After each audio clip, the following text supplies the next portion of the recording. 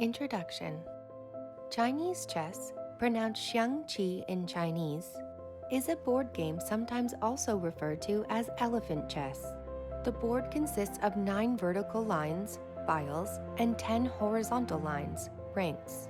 The points at which each file and rank cross each other are called intersection points, and there are 90 intersections on the board in total. All pieces are placed and moved on the intersections. The horizontal void in the middle of the board is referred to as the True River and Han border, and it is abbreviated as the river border.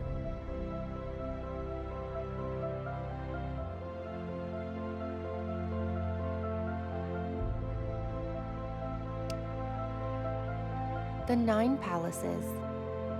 In Chinese chess, both sides have a zone called the 9 palace, or the Forbidden Zone, with 2 diagonal lines connecting its opposite corners. You should try to prevent your opponent's chariots and pawns from entering your 9 palace. Otherwise, you will find yourself in a dangerous situation. Kings and advisors can only move within the 9 palace of their own side. The center point of the 9 palaces is called the centroid or throat. Central and rib files. The 5th file on the board is called the central file.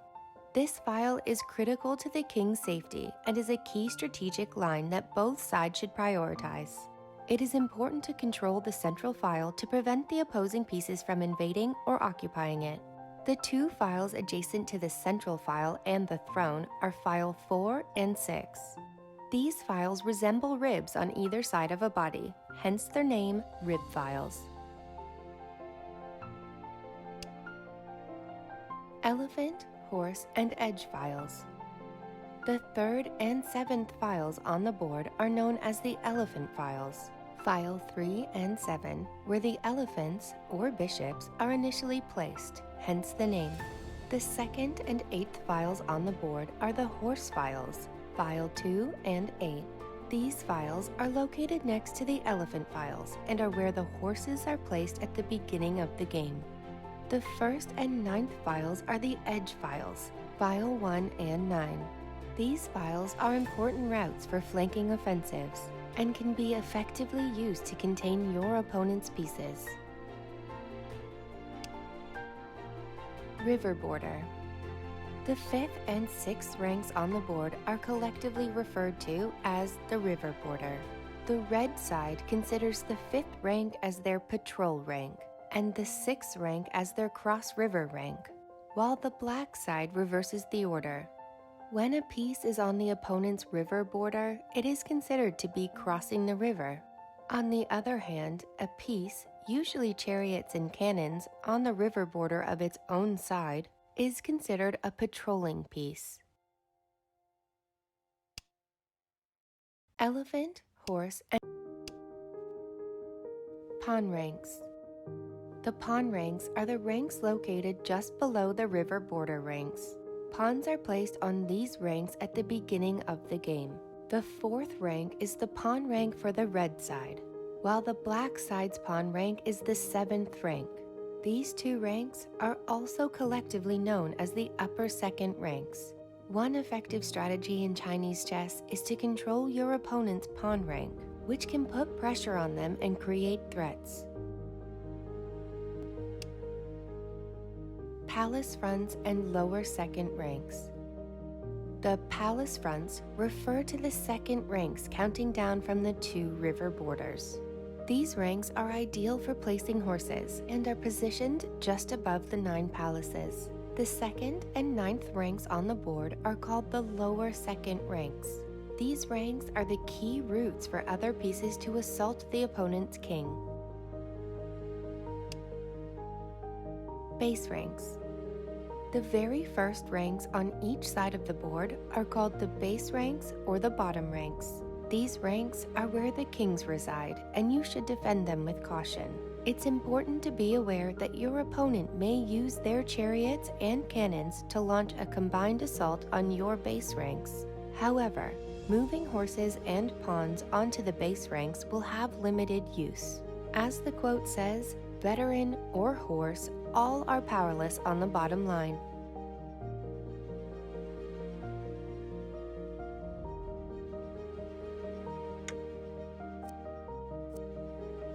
Base ranks. The very first ranks on each side of the board are called the base ranks or the bottom ranks. These ranks are where the kings reside, and you should defend them with caution. It's important to be aware that your opponent may use their chariots and cannons to launch a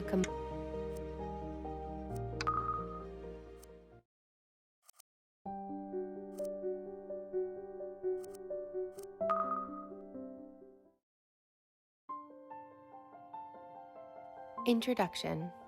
Chinese chess pieces can be made of various materials, such as wood, jade, or plastic.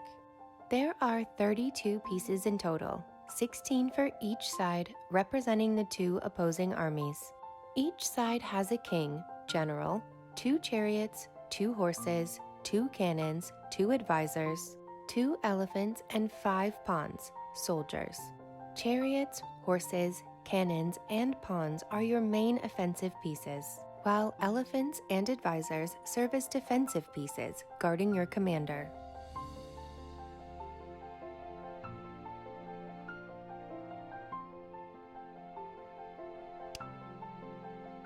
Piece types. Each piece plays a unique role and has a different value on the board, with varying movement and capture rules. The king is the commander of the army and must be protected at all costs, as his survival is crucial for victory. Opponents will target the king as their primary objective, and it is the responsibility of each side to defend their king effectively. The pieces can work together to form a powerful force, protecting each other during defense and coordinating for a strong attack during offense. It's important to keep synergy in mind and concentrate on the big picture during the battle to achieve victory.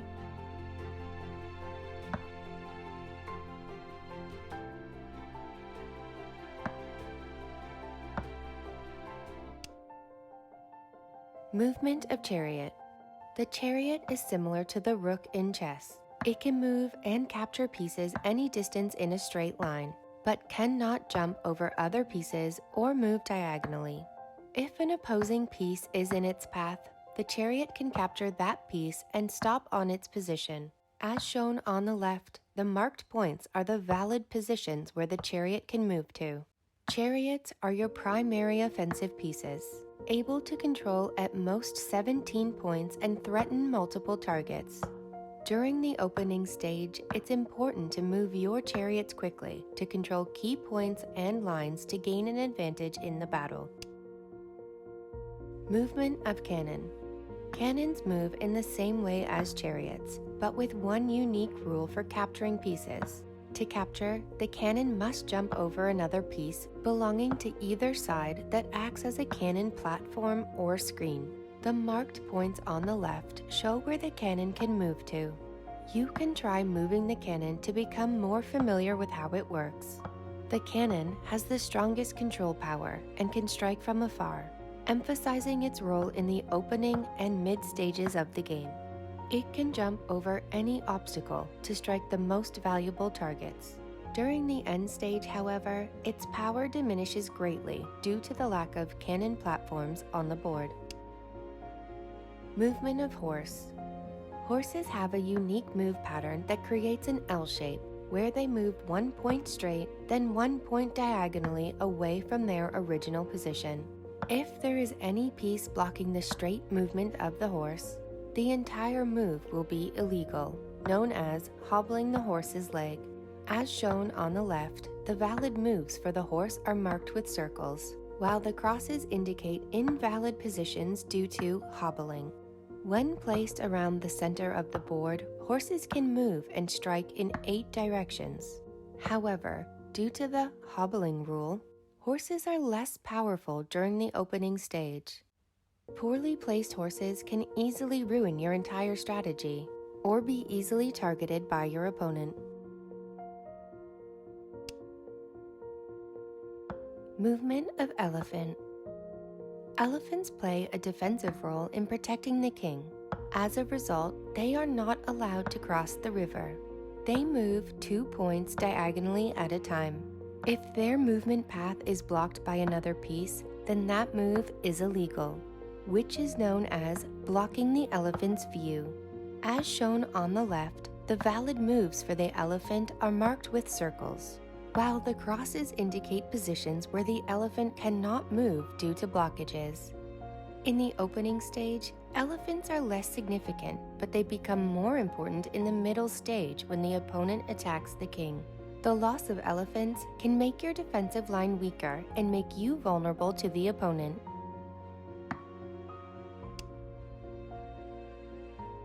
Movement of advisor. The advisor is also a defensive piece guarding the king. They can only move along the diagonal lines within the palace, limiting them to the 5 points inside. As usual, advisors cannot move to a position occupied by another piece of the same side, but they can capture an opponent's piece occupying their destination. It is best to keep the advisors close to the king to ensure its safety.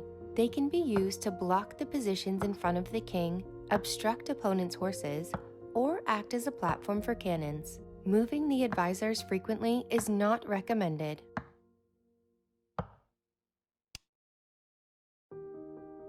Movement of pawn.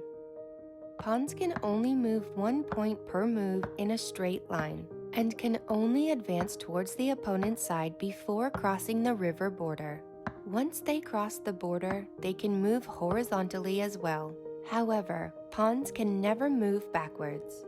As shown on the left, the marked points are the valid positions where the pawn can move to. Pawns on the pawn rank can help strengthen the formation, hobble horses, and block other pieces.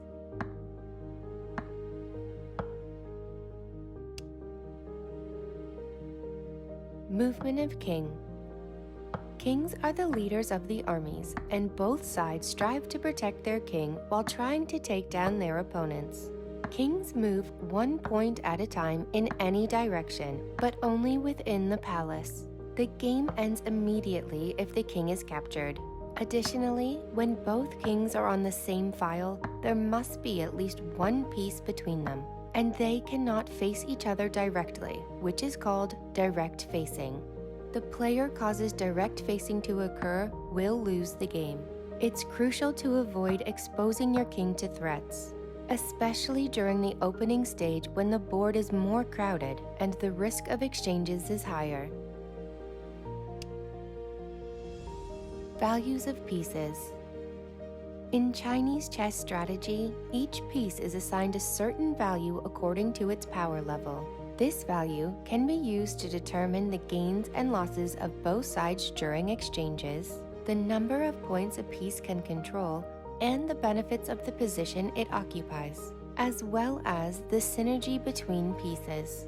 In general, the king is assigned 50 points, chariots are worth 9 points, cannons are worth 4.5 points, horses are worth 4 points, elephants are worth 2.5 points, advisors are worth 2 points, and pawns. Values of pieces. Here are a few notes to keep in mind when considering the value of each piece. Firstly, pawns start with a value of 1 point, which increases to 2 if they cross the river, and returns to 1 when they reach the opponent's base rank. Pawns are slower and have less powerful than other pieces, and can be sacrificed to gain an advantage or exchange for higher value pieces early in the game. During the end stage, pawns can also be used to mimic the role of chariots in a strategy known as the short-legged chariot. Secondly, while horses are initially less valuable than cannons, they can become more powerful in the end stage with fewer pieces on the board, making them worth 4.5 points and cannons worth 4 points.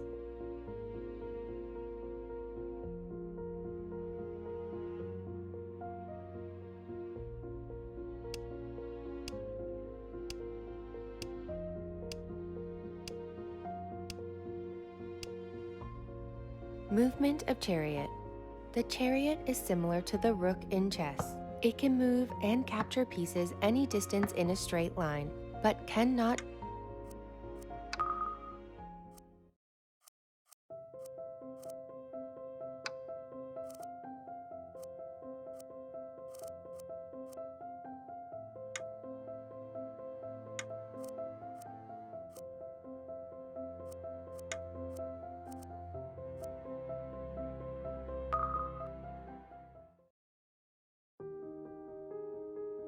Basic rules. At the beginning of a Chinese chess game, the board is set up as shown on the left, and the player with the red pieces moves first. Both sides take turns making a move until a victory, defeat, or draw is achieved, at which point the game ends. During a player's turn, they can either move a piece from one intersection to another or capture an opponent's piece and occupy its intersection, both of which count as a move.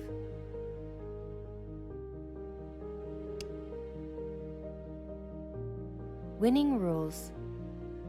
Under the following 8 situations, a player may claim victory.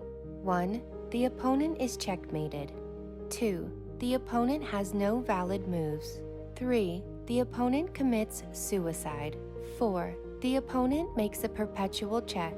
5. The opponent violates the rules and does not change their move when needed to do so. 6. The opponent runs out of time. 7. The opponent violates the movement rules. 8. The opponent resigns. Check and checkmate. A player may deliver a check by moving a piece to attack the opponent's king, threatening to capture it on the next move. The player whose king is under threat must respond immediately by counterattacking, avoiding, or defending their king with other pieces to prevent it from being captured. As shown on the left, the red chariot moves from b4 to b10, putting the black king within the range of capture. The black advisor then moves from e9 to d10 to protect the king and avoid danger. If there are no moves left that can prevent the king from being captured, it is considered a checkmate.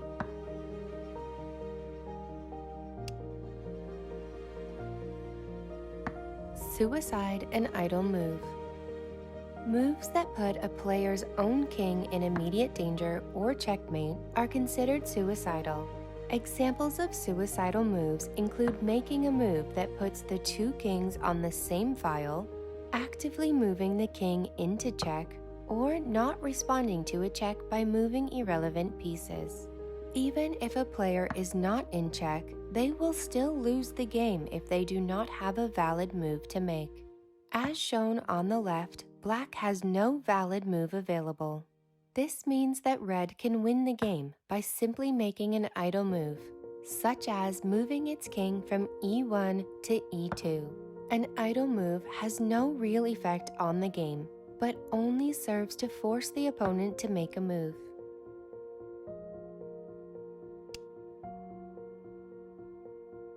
Forbidden moves. Aggressive moves that could result in the repetition of positions are forbidden, including perpetual check, perpetual mating threat, and perpetual chase. Perpetual check occurs when a player delivers checks that lead to the same position being repeated for 3 consecutive rounds, as shown on the left. In this case, the player delivering the check must make a different move within the next 3 rounds, or they will lose the game as per the rules.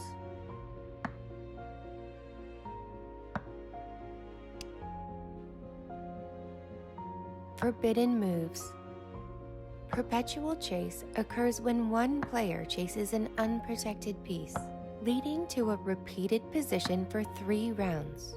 In this case, the chasing player must change their move within the next 3 rounds, or they will lose the game.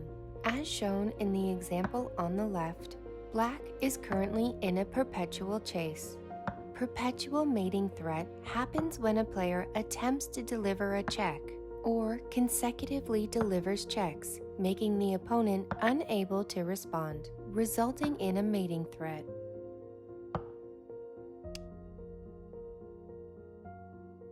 Draw. A game is considered a draw under the following 4 situations. 1. If both players agree to a draw. 2. In some obvious situations when neither side can win. 3. Certain situations that conform to the relevant rules, which means neither side violates the rules, and both players persist in not making an alternate move. 4. when the game hits the natural limitation, which occurs when no piece has been captured for 60 consecutive rounds. However, the number of rounds may vary in different tournaments. Time control. In formal games of Chinese chess, players are allotted a certain amount of time to think during the game. There are two primary time control methods, increment and absolute. With increment, players start with a set amount of time, and each move adds a specified amount of additional time to their total game time. For example, a 20 plus 5 increment would mean each player starts with 20 minutes of game time, and each move adds 5 seconds to their remaining time. In absolute time control, players have a fixed amount of time to complete their moves, and no additional time is given. For instance, a 5-minute absolute time means each player starts with 5 minutes of game time, and they lose the game if their time runs out.